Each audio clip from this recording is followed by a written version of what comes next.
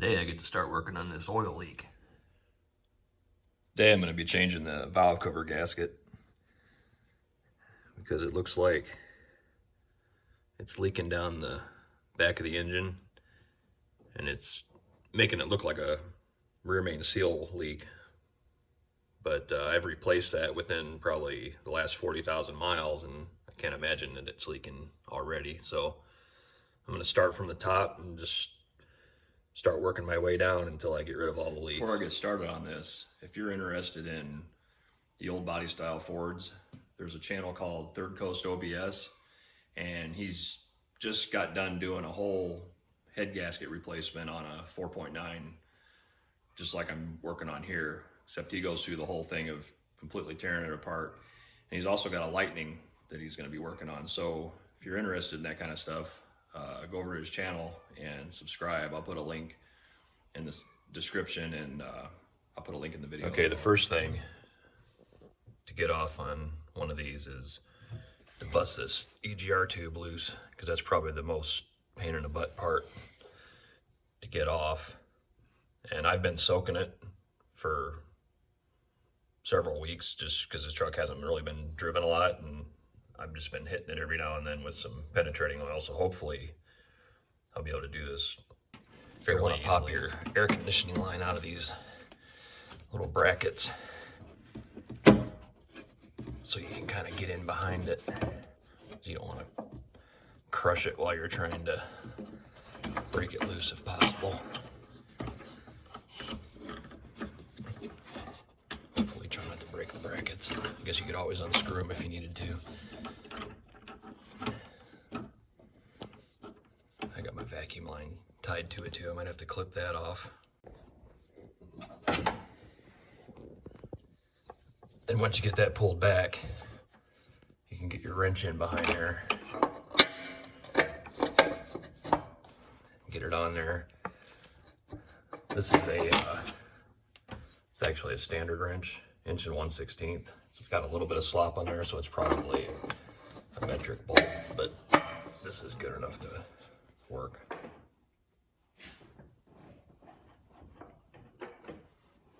That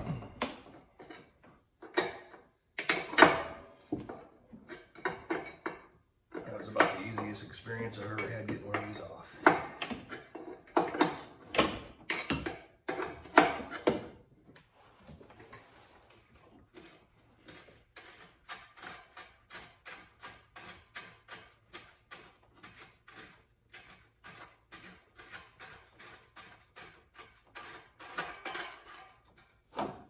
Next, you want to pop this little cover off. There's a little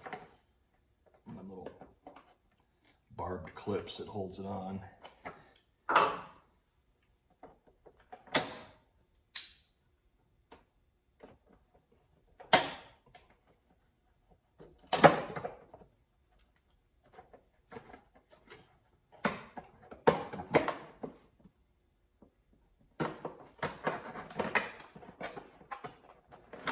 Is there two barb clips that hold it on?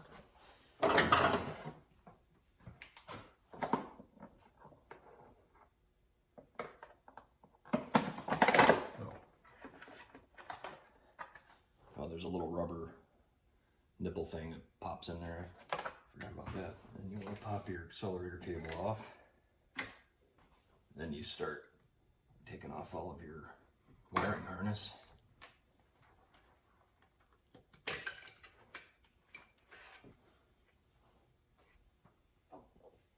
another one of those barbed deals there.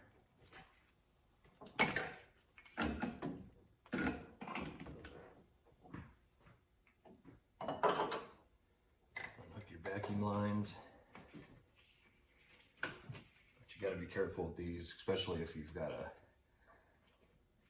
truck that's got lots of miles and things. These things are brittle. Hopefully I don't break one off right now. To the best of my knowledge, the top of this engine's never been taken apart or touched. Truck pretty much was just used as a weekend truck for doing landscaping around the yard, and pretty much lived in a garage out in the desert, so didn't have a whole lot of work done to it.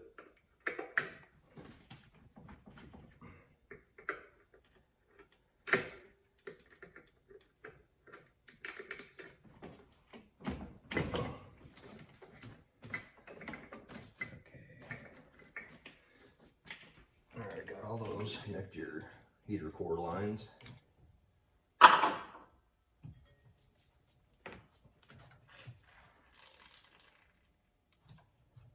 See if I'll dump fluid all over.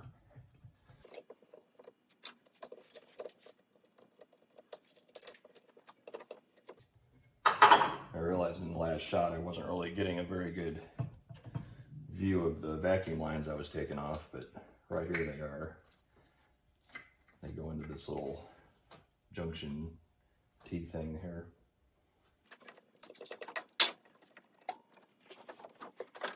Get that out of the way. There's 7 bolts that hold the upper intake plenum on, and they're 1/2 inch. There's some brackets that are held on, so you have to maybe take the bottom nut off and then take the bolt out after you get the bracket off. You do have a ground wire over here, some things like that. They're fairly easy to get to, except for maybe the rear. You got to kind of crawl up into the engine compartment and do it.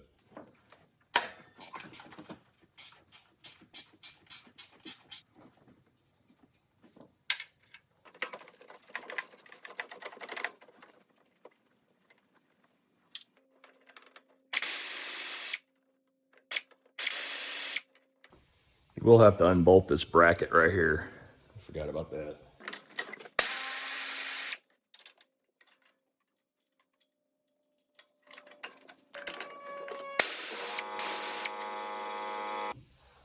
Another connection here I missed has something to do with the evaporative system. That'll get in your way if you don't unhook that. The final bolt you want to remove is this one for this support bracket right here. You want to leave that till last, so when you're taking the upper plenum bolts off and you're putting a lot of pressure on this, because you'll undoubtedly be laying on it when you're trying to get to those back ones, you don't want to crack the manifold, so you leave this on there till last. Looks like I forgot to take off my, actually forgot these two.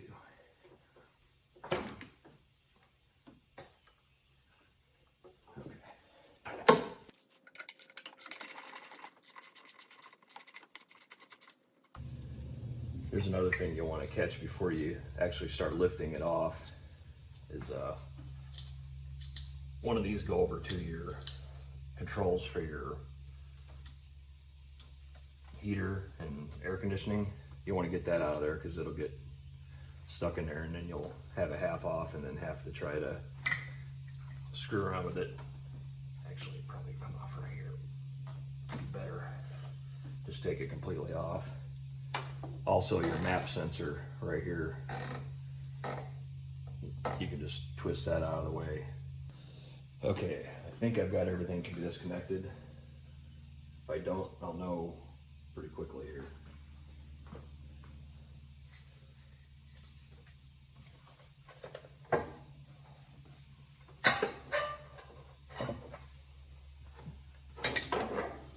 Stuff kind of gets in the way a little bit.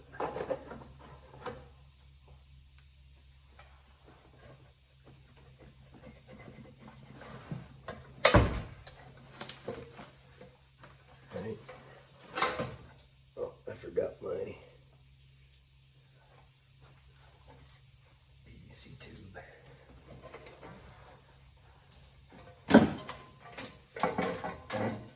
Just pull that whole thing out. Okie doke. I must say though, this is the cleanest underbelly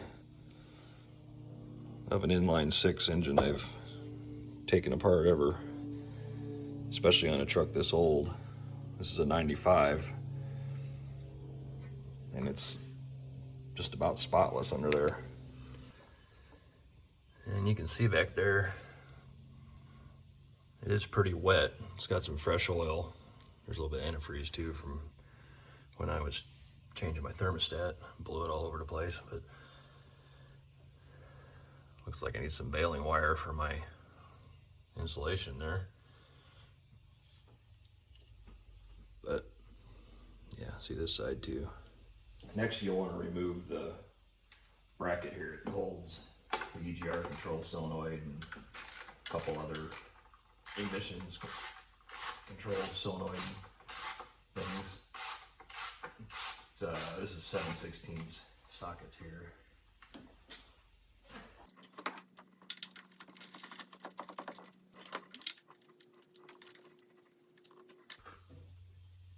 Again, you want to be careful of your vacuum lines there. It's a good chance you'll snap them off. Valve cover bolts are 7/16. I like to start with this one in the very back just because you can get the burger off the burger of your knees taken care of right off the bat. What the heck is going on here? It's a little wire holder cap that goes on top of the bolt. It must be one of those studded bolts or something. Who would have thought changing the valve cover gasket on inline 6 would be as involved as it is.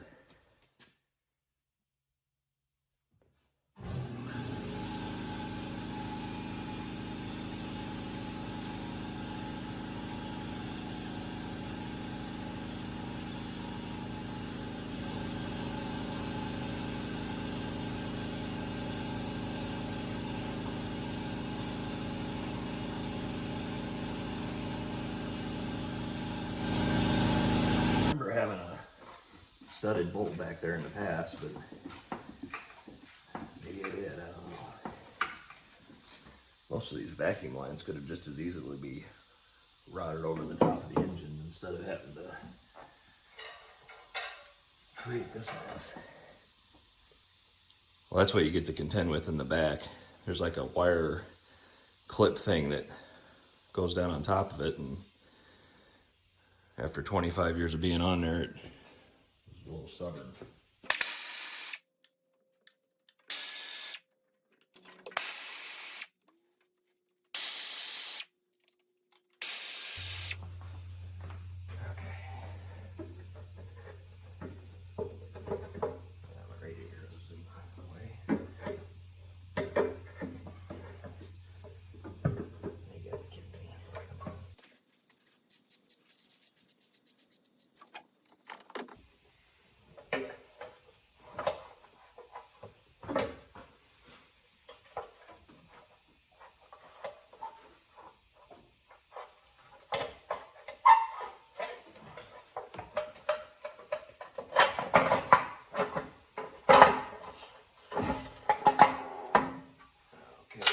You have to say it's pretty clean on the inside. The whole motor's really clean. But this parts cleaner, soak in there. Parts cleaner, this is one of those things that you may not use it all the time, but it's definitely handy to have when you need one.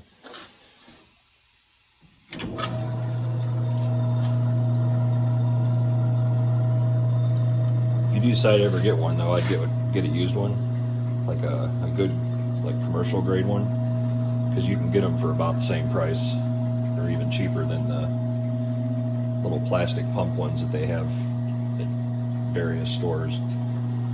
You can pump just about anything you want through this thing. Get that old gasket out of there. It's the old gasket.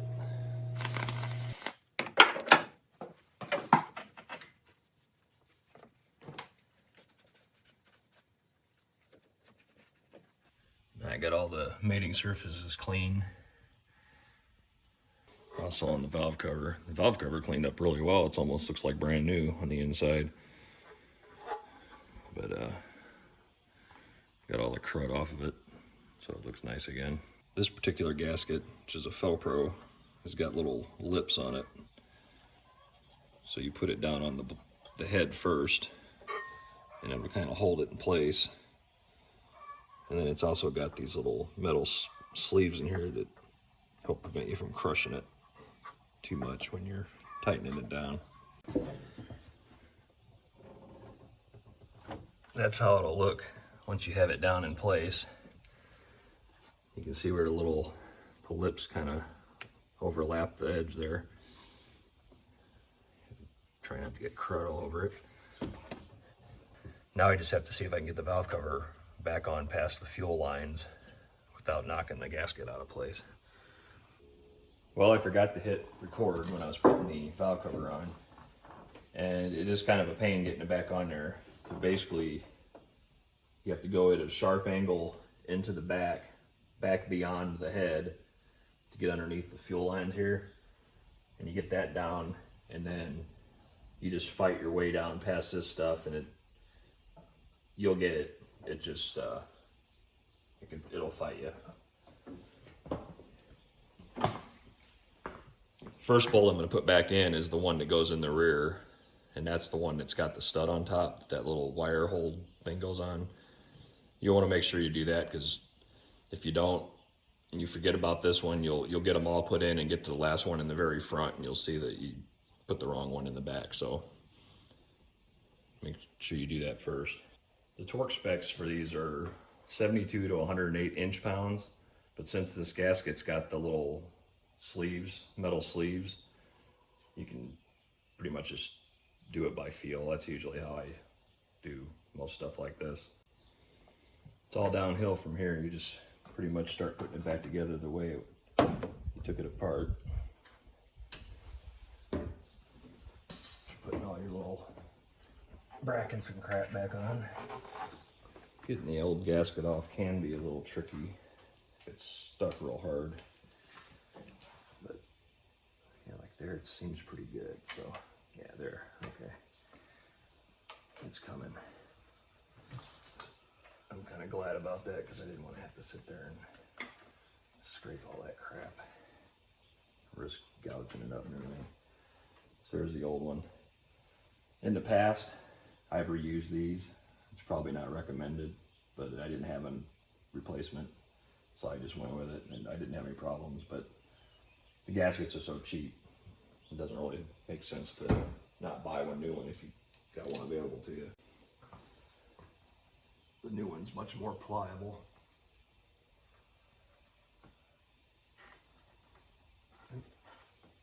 Doing it backwards.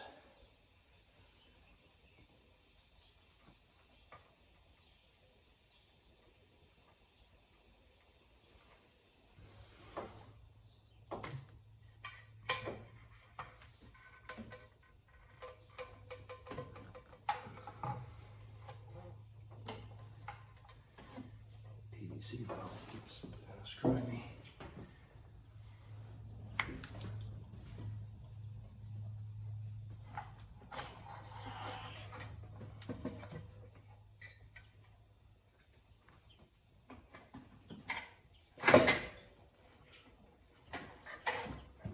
There's a couple pins there that will pop down on.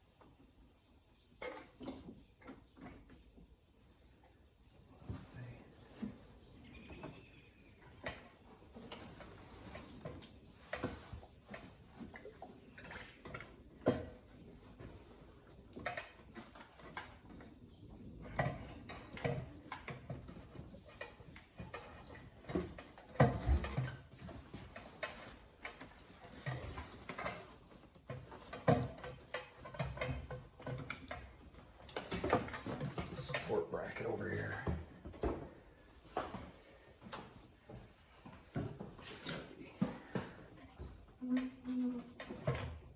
There we go. Yep, fell right in. The support bracket over here on the other side was kind of preventing me from getting it on, but once that's out of the way, it just fell right down on there. One thing I've learned in the past is not to forget to put the PCV valve back into the valve cover after you've put it on, because it's kind of out of sight, out of mind.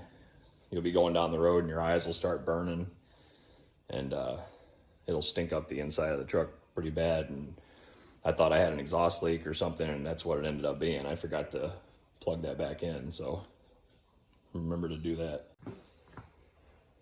All right, with this, you'll want to start one of these bolts in one of the easy to get to holes. You'll kind of have to support it with the other hand and just snug this by hand until you can start getting the other ones in, because this thing kind of sits at an angle when it's like this. And then something else you want to do, you want to have your support bolt just not tight, but in place. And that'll help give it some support too. Because all you need to do is have a couple bolts in and then lose your balance and fall into it, and you could crack some stuff. Then once you do that, you just go through and hand tighten them all in, so at least you have them all in the holes.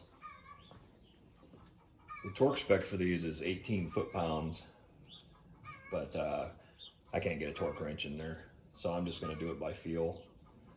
And my book doesn't show a pattern for tightening them, so I'm just going to start in the middle and then work my way out, staggering back and forth when I tighten it.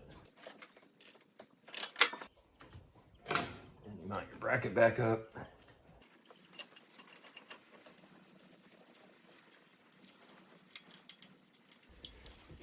I just need to go back and reconnect all the vacuum lines and any plugs that you disconnected.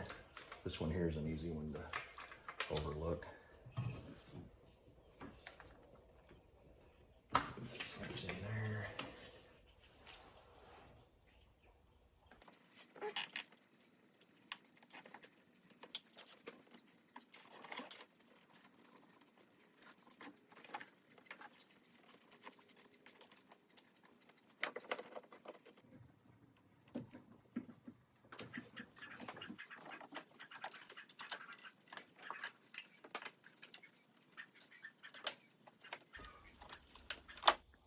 I think I'm going to pull this thing outside now and hit it with the power washer and get all the leftover oil and crap off of it, and then that way I'll be able to tell if I got leaks coming from anywhere else or if I nailed it.